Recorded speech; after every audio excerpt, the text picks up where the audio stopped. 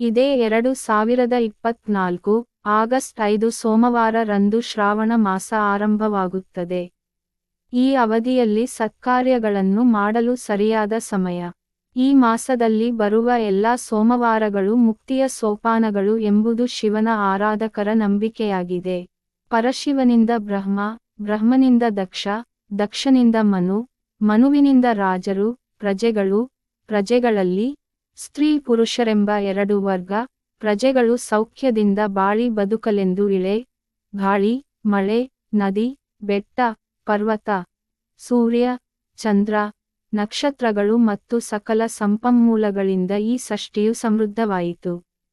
ಬ್ರಹ್ಮನ ಮುಖದಿಂದ ಆವಿರ್ಭವಿಸಿದ ಋಗ್ವೇದ, ಸಾಮವೇದ, ಯಜುರ್ವೇದ ಮತ್ತು ಅಥರ್ವಣವೇದ ಮುಂತಾದ ಚತುರ್ವೇದಗಳು, ಸಖ್ಯ, ಸಾಮೀಪ್ಯ, ಸಾರೂಪ್ಯ, ಸಾಯುಜ್ಯವೆಂಬ ಚತುರ್ವಿಧ ಮೋಕ್ಷಗಳು ಹಾಗೂ ಧರ್ಮ, ಅರ್ಥ, ಕಾಮ, ಮೋಕ್ಷಗಳೆಂಬ ಚತುರ್ವಿಧ ಪುರುಷಾರ್ಥಗಳು ಈ ಮಾನವನ ಸಾರ್ಥಕ ಬದುಕಿಗೆ ಅರ್ಥವನ್ನು ಕಲ್ಪಿಸಿದವು. ಜನಜೀವನದ ಜೀವಾಳವೆಂದೆನಿಸಿರುವ ಭೌಗೋಳಿಕ ಪರಿಸರ, ಋತುಮಾನಗಳು, ಜೀವಿಗಳ ಬಾಹ್ಯಾಂತರ ಬದುಕಿನ ಮೇಲೆ ಅಗಾಧವಾದ ಪರಿಣಾಮ ಬೀರುತ್ತವೆಂಬುದು ವೈಜ್ಞಾನಿಕ ಸತ್ಯವಾದರೂ ಮಾನವ ಜೀವಿಯ ಆಂತರಿಕ ಪರಿಣಾಮಗಳಲ್ಲಿ ಆಧ್ಯಾತ್ಮಿಕ ಪರಿಣಾಮವೂ ಒಂದಾಗಿದೆ ಎಂಬ ಮಾತು ಅಷ್ಟೇ ಸತ್ಯ.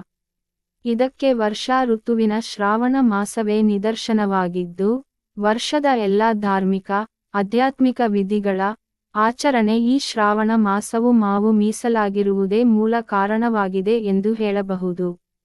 ಋತುಗಳ ರಾಜ ವಸಂತ ಋತು, ಹೇಗೋ ಹಾಗೆಯೇ ಮಾಸಗಳ ರಾಜ ಶ್ರಾವಣ ಮಾಸ ಎನ್ನಬಹುದು.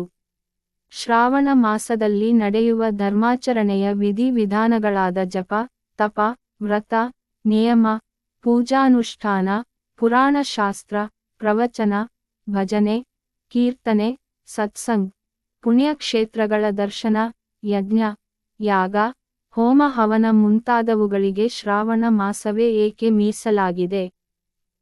ಈ ಮಾಸವನ್ನು ಹೊರತುಪಡಿಸಿದ ಈ ಆಚರಣೆಗಳಿಗೆ ಸಾರ್ಥಕತೆ ಪ್ರಾಪ್ತವಾಗಲಾರದೆ ಎಂಬುದು ಇಂದಿಗೂ ಒಂದು ಸಾರ್ವಜನಿಕವಾದ ಪ್ರಶ್ನೆಯಾದರೂ ಅದನ್ನು ಬಲವಾಗಿ ಸಮರ್ಥಿಸಬಲ್ಲ ಆಧಾರ ಮತ್ತು ಸಕಾರಣಗಳಾಗಿವೆ.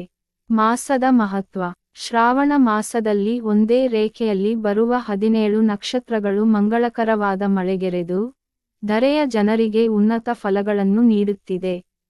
ಸಿರಿ ಸಂಪತ್ತು ವದ್ದಿಗಾಗಿ ವರಲಕ್ಷ್ಮಿ ಮಹಾಪೂಜಾ ವ್ರತವಾದ ಸಂಪತ್ತು ಶುಕ್ರವಾರ, ಸಕಲ ಸಂಕಷ್ಟಗಳಿಂದ ಮುಕ್ತಗೊಳಿಸಿ ಸಮೃದ್ಧಿ ನೀಡುವ ಶ್ರೀ ಸತ್ಯನಾರಾಯಣ ಪೂಜಾ ವ್ರತ, ಮಂಗಳಗೌರಿ ವ್ರತ, ವಿದ್ಯಾಬುದ್ಧಿ ವೃದ್ಧಿಗಾಗಿ ಶಾರದಾ ಮಹಾಪೂಜೆ, ನಾಡ ಹಬ್ಬ ನಾಗಪಂಚಮಿ ನಾಗದೇವತೆಗೆ ಹಾಲೆರೆಯುವುದು, ಸಹೋದರಿಯರ ರಕ್ಷಾಬಂಧನ.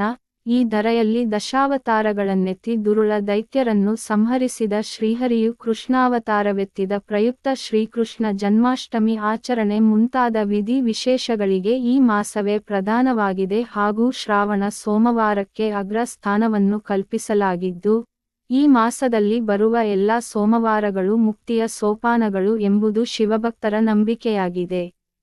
ಸಾರ್ಥಕ ಶ್ರಾವಣದ ಪಾರಮಾರ್ಥ ಅರ್ಥ.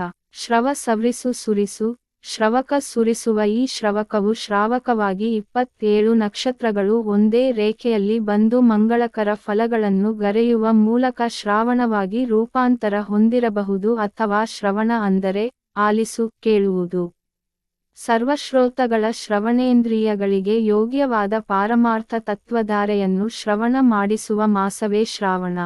ತತ್ವಪದ ಲಕ್ಷಣಗಳನ್ನು ಶೋಧಿಸಿದಾಗ ಅಶುದ್ಧ ಬುದ್ಧಿಯು ಶುದ್ಧವಾದ ನಂತರ ಗುರುಮುಖದಿಂದ ಉಪನಿಷತ್ ವಾಕ್ಯಗಳನ್ನು ಶ್ರವಣ ಮಾಡುವುದರಿಂದ ಅಪರೋಕ್ಷ ಜ್ಞಾನವಾಗುವುದು.